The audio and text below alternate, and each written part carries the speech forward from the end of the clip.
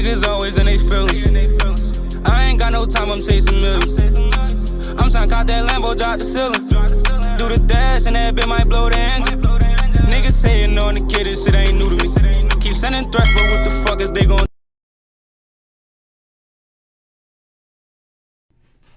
What's good, YouTube? It's your boy, man, Peanut Keith. I'm back with another reaction video today. Before we get started, I just want to say we're on the road to 1K, so if you're new to the channel, I just ask one thing. If you make it to the end, drop a sub, leave a like, leave a comment, come back for more. With that being said, we're going to jump right into it, man. We're going to be reacting to some, they got an update on the Lil Durk kids. They saying he threatening witnesses, all type of shit, man. Let's see what's going on.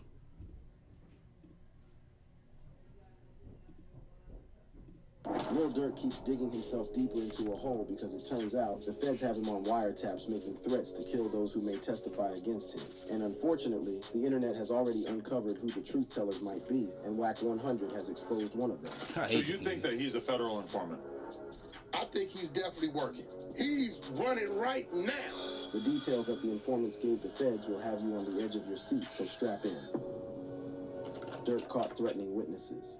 Durk's indictment has revealed a lot about the OTF boss, and it seems he had tried to mask his vicious nature behind his conversion to Islam because he wasn't playing around. Now, Special Agent Sarah Corcoran, working for the FBI, filed an affidavit that has some damning details about the OTF boss and his attempts to intimidate witnesses. According to the special agent, evidence the FBI collected during their investigation showed that Durkio was threatening OTF members who were cooperating with the feds. The affidavit reads, due to serious safety concerns, this affidavit does not provide the identity of these witnesses. Based on the FBI's investigation, I know that witnesses and or their family members have already received threats and or have been contacted in what appear to be attempts to influence their participation in this investigation. From the FBI agent's affidavit, someone is definitely truth-telling, and at the moment, all eyes have been turned to two potential witnesses in the case. So far, they've been blaming Jam, and I ain't no Brick Baby. They've been blaming Jam, but it might be more niggas. You never know. What if it's not him the whole time?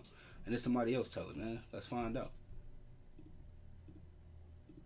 Baby. Brick Baby's involvement in this case is bizarre, especially since he isn't part of OTF and isn't from Chicago. Well, this didn't stop one of his ops from tying him to the case. This is none other than Wack 100. In a podcast with Adam 22, Wack revealed that according to his sources, Brick Baby is working.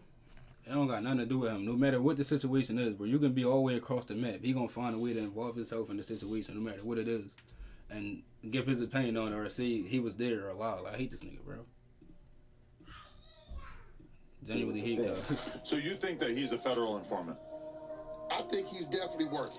Wack also revealed that the one person who could tie Brick Baby to the case was on the run because the day OTF members were arrested in Chicago, the feds also came for the unnamed co-conspirator in LA. Unfortunately, he wasn't at his house. Day they kicked in the doors and picked up the OTF guys? They kicked in his door right here in Los Angeles. How the fuck he know all this? To pick him up, only he wasn't at Mama's house. Where was it at? He was somewhere in the streets. He's running right now. Wack revealed that according to the indictment, one or more co-conspirators, including co-conspirator 4, learned that Quando Rondo was visiting California and staying in a hotel in LA. It seems like co-conspirator 4 was the one dropping Quando's location. If you go in there and look at that report, number 4 is a local guy that was dropping Quando's locations. According to Wack, the world thought that the shooting in Atlanta that almost killed Quando Rondo and saw the rapper's cousin die was a drug deal gone bad between Armenians or Persians. We all thought that was a bad drug deal, weed deal. You know that. The world thought that that shooting was a bad weed deal between some Armenians or Persians. That's what the world thought. However, in February 2023, Brick Baby went on social media and declared that no one can say that OTF didn't slide. He was wrong, isn't it? And it wasn't until February of 2023 that Brick Baby goes on the internet with Flacco and says, out of nowhere, the world is oblivious to this. I guess they can't say OTF didn't slide for King Von anymore. Yeah, he was drunk. Brick Baby revealed that OTF had slid for Von because they had taken out Quando Rondo's cousin. They say you can't say that no more. Why? Oh, yeah, because of... no. He's cooked, I'm not gonna lie. They cooked, he cooked, they all cooked together. Shouldn't have said that. Like, who died? You can't say that no more. Oh, because of FBG Cash? Oh, who? Look, he giving up more niggas. Nah, cause Lil Pop. But this isn't the only time Brick Baby told the world about their hit, because he hopped on a track and spilled the beans. In the track, I didn't not know he enough he raps. He was Durk and trying to hit, now he in a blunt. We dropped a 100 shots, go dig your partner up. In Who the another fuck said part you he put that raps. Brick The Baby last on? one we turned into a pack, we got 1 million plus. Now this is where things get interesting, because it turns out when the feds heard Brick Baby saying that, they went after him. March, the feds get on Brick. We don't know this. When Brick got picked up by the feds, everyone thought he had caught a gun charge. However, it was soon discovered that they wanted his cell phone, which the feds may have used to prove that he was dropping Quando's locations to Durk's hitman. We're under the presumption that it's an AK-47 case. But what really happened was they came there to get his cell Bro, phone. this point, he But there's gotta. more to this, because after the shooting, This nigga Wack gotta be a secret agent or something. How the fuck he know everything that's going on, which I was just talking about? You could be across the fucking map. He gonna find out what's going on, every single detail, and break it down to you. feds told Quando Rondo that the gang that he was repping, the Rolling 60s Crips, had set him up. What you think the police told Quando? That the Rolling 60s set him up. It turns out Brick Baby and Quando Rondo were repping the same gang, and when Quando landed in Atlanta, he checked in with his gang for protection. What was he claiming? Rolling 60s script. Where Brick Baby from? Rolling 60s script. Who you think he checked in with? Rolling 60s? With who?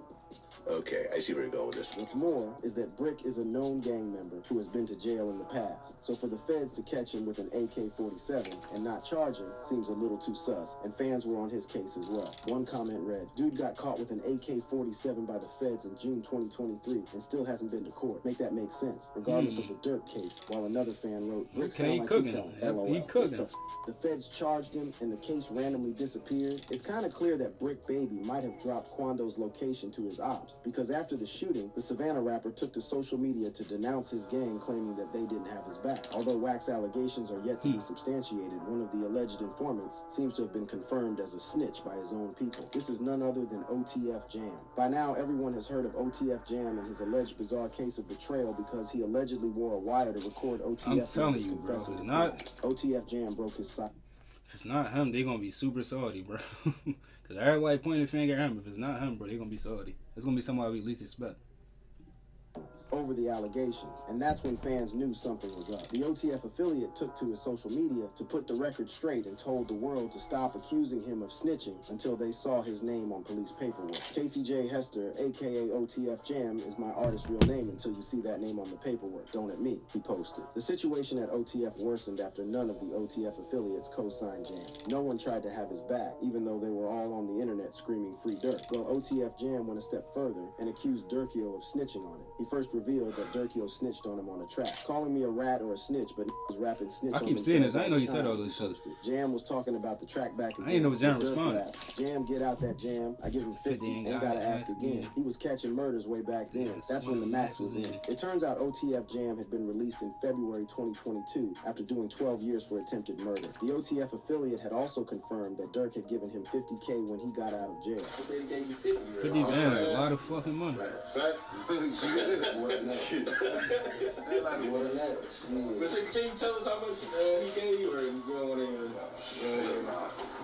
I ain't gotta get into all that, but bro made sure he made a way for me to be Solid. straight like. Turns out that after the feds heard Durk rapping about Jam catching bodies, they were onto him, waiting for him to make a mistake and take him back to jail. Who snitched on who? He snitched on me on a song. Police all up on me after that. Oh, he catching murders? Let's get him. Jam posted. Word Yeah. on the street is that Jam was hit with weapons charges and was looking at going back to jail for another long period. It turns out Damn, that so Durk I ain't going refused to to fuck pay back for nowhere. Brody's lawyer or bond when he was snatched up. According to popular hip-hop commentator, DJ Academics revealed that Jam wasn't too pleased with Durk and decided to snitch and avoid jail time. So are you saying that he made a threat towards Durk? I've been holding you down because I heard you say something about like his baby mama called Durk for a lawyer, and Durk may have like brushed it off, and they're like, yo, you're not supposed to brush off my call when I need something. Like, I'm the guy who does the dirt for you. Only time Okay. will tell whether Brick and Jam are telling the truth. But as for Durk, many people had already warned him about his Brick, crew and his I activities feel like in the he streets. ain't mean to, but it slipped out in the interview. He one of them niggas who like they so excited to tell somebody something they end up that shit just slip out. So he told in the fucking interview to me, you can't say that no more. You can't say OTF ain't slide. When nobody knew what the fuck he was talking about. Now they know what he talking about because they locked the fuck up. 50 Cent to Big Meech. And since he didn't heed their advice, even his closest homies like Chief Keef and Lil Reese don't want anything to do with it. I mean, Brick Baby, not Jam. Ticking time bomb. Lil Durk was really a ticking time bomb because many people in the industry tried to tell him to leave the streets. A recent leaked video went viral where famous gangster Big Meech was trying to advise the OTF head honcho to leave the streets behind. In the audio, Big Meech tells Durk, you gotta separate yourself from the bull. You stay around it, you gonna be in it. Big Meech knows a thing or two about the streets because back in 2005, he and his brother were arrested and sentenced to 30 years behind bars. Just like Durkee, Big Meech started his empire, Black Mafia Family, BMF, and grew it to become a gang that would eventually end up killing people. The gang's operations were small scale, selling cocaine on the street. You get hit with 30 years, what you done? 30 years, a judge like, you got 30 years. No parole. I might crash the fuck out in the courtroom. You might add another 30 after that, your life over.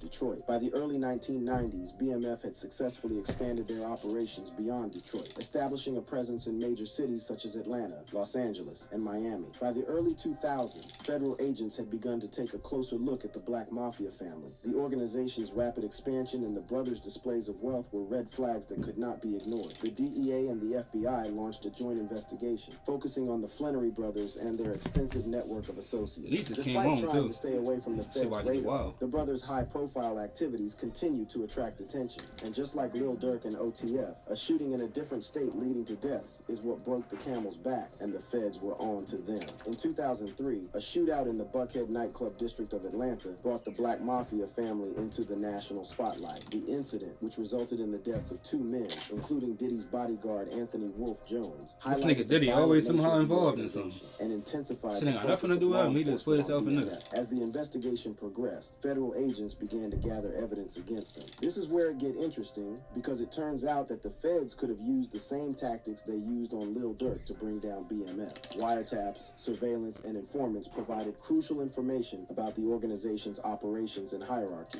BMF's connections with international cocaine suppliers were uncovered, revealing the vast scope of their criminal enterprise. In 2005, law enforcement agencies launched a series of coordinated raids across multiple states, including Georgia, Michigan, Florida, South Carolina, Tennessee, Missouri, and California. These raids targeted key members and associates of the Black Mafia family, resulting in over 150 indictments and effectively dismantling the drug empire. The evidence gathered during the investigation was overwhelming. Big Meech was charged with operating a continuing criminal enterprise, a serious offense that carries a potential life sentence. Faced with the prospect of spending the rest of his life in prison, he decided to plead guilty in November 2007 to the CCE charges and laundering drug money. Big Meech had hoped to get a more lenient sentence, with the possibility of serving a minimum of 20 years in prison. However, the severity of their crimes and the evidence presented by prosecutors led to a harsher outcome. On September 12, 2008, Big Meech was sentenced to 30 years in prison, with no option for parole under the federal system. And it seems that Big Meech wasn't the only big homie giving Durkee solid advice, because 50 Cent, who was also close to Big Meech, tried to warn him about his crew, having almost been killed in the early 2000s in a street beef. The rapper recently revealed that he gave Lil Durk some advice on street life, and it seems Durkee didn't listen. Fifth and Lil Durk linked up back in 2022 to make the track Power Powder respect. It's not that he don't listen. He just too genuine, bro. He try to feed everybody around him. Everybody can't come with you, bro. You can't feed the whole team. Some niggas gotta get left behind, sadly. 50 Cent warned Lil Durk to be careful about his crew. In an interview on The Breakfast Club, the rapper was asked whether he ever tried to talk to younger artists about not getting caught up with life in the streets. Now, when you look at some of these younger artists and you see how they idolize you and idolize your music, and then you see them get caught up. Yeah. Do you have conversations with them? Like I remember Casanova, and you was trying to talk to Casanova, Troy Ave, and now Lil Durk. Do you have conversations with them and be like, I've seen this play before? 50 Cent revealed that he had warned the Chicago rapper and told him to watch his crew. Even with Durk, I was telling him, like, when I had him, he was in New York. Then, like, I was like, yo, this is them right there. It's a real thing, right? He was like, yeah. And I said, yo, just watch him. His crew. It turns out, even back then, someone in Durk's crew was on some funny business because the Chicago rapper told Fifth that someone had leaked his address, and he almost got robbed in a home invasion. When you said that to Durk, what was his response to you? He said, you know what?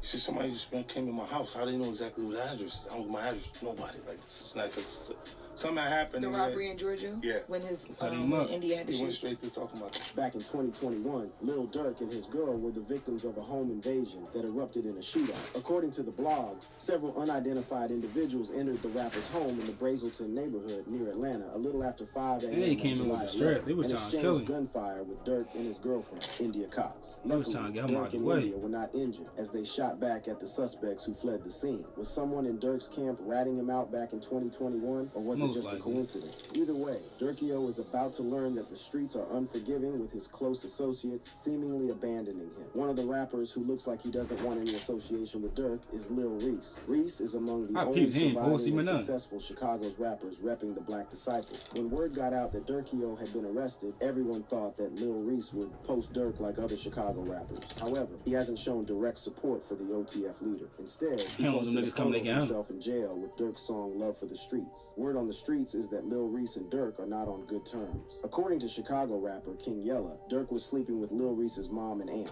You know, Reese Yeah. mama bad in the That's an article. Sleeping with your homie mom is crazy. Okay. I heard Durk Yeah, was huh? f***ing his mama and his auntie. No. But that's Oh, not word. the only reason the two fell out. It turns out Durk had once called Reese a rat for going on a podcast and revealing some street business. Reese had gone on Cam Capone and revealed that he and Durk had robbed someone. I was just shooting dice to won all my money. I came back on the block. I couldn't get all the other guys because I knew they wasn't gonna want to do it with me. So I told Durk, like, come with me, grab a gun. He asked, like, what we finna do? I ain't telling him what we was finna do. So when we got to the barber shop, I made him rob this, and we took my money back that I had lost in the dice game. Yeah. According to the interviewer, Durk unfollowed He is Reese drunk after for the that. interview dropped.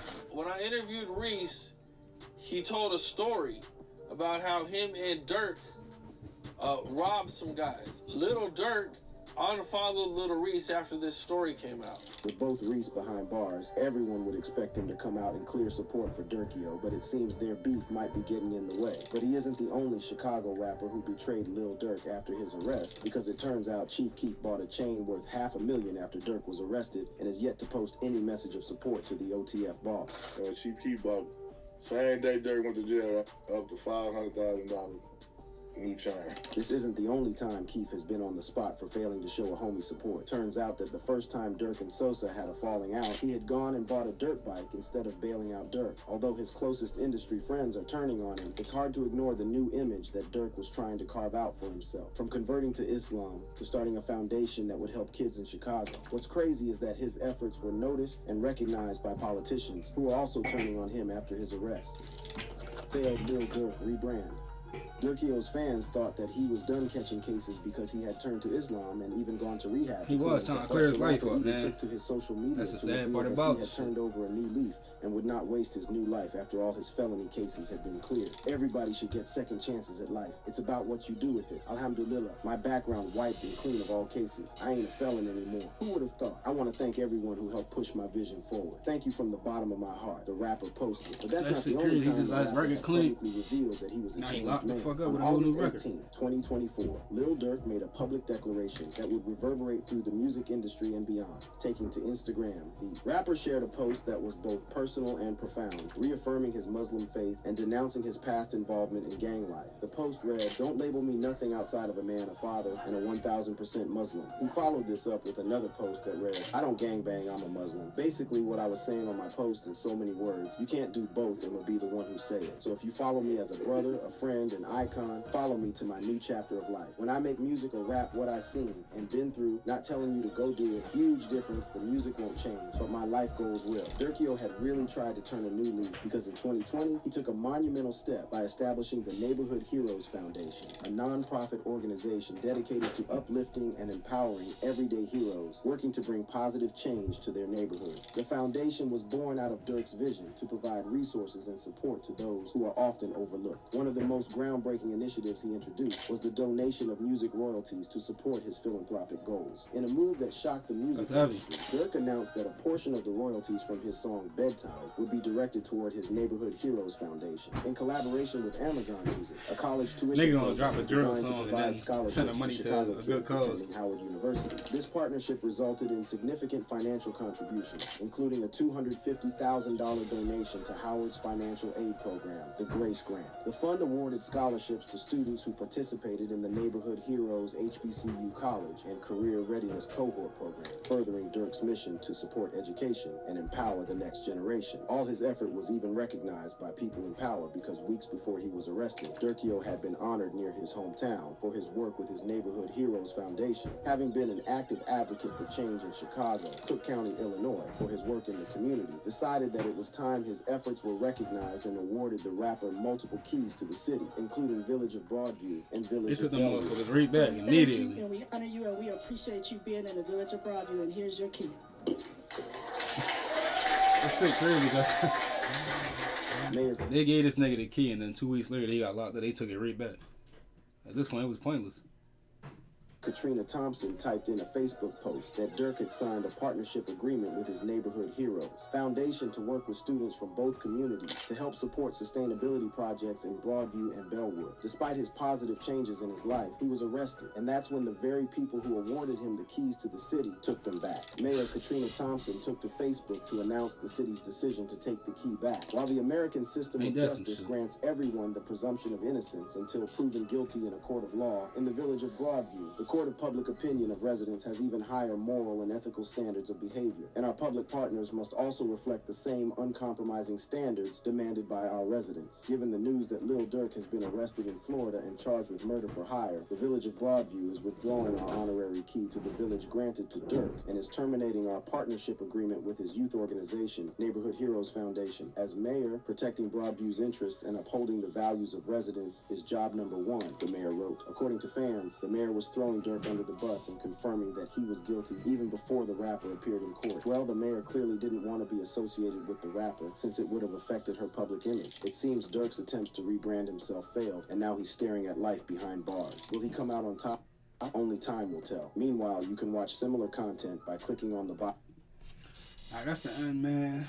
My take on this is, if he really cooked, threatening witnesses on wiretaps and all that shit, he might be cooked, man, not gonna lie. Every time it seems like it's going good for him, it seems like it's about to get worse. But hopefully, none of this shit true. He can come home back to his family, man. And like I said, I don't know too much about the whole fucking federal and state shit. Y'all can let me know in the comments, give me y'all opinion on that. Made it this far, leave a like, comment, subscribe, man. Road to 1K. Peace.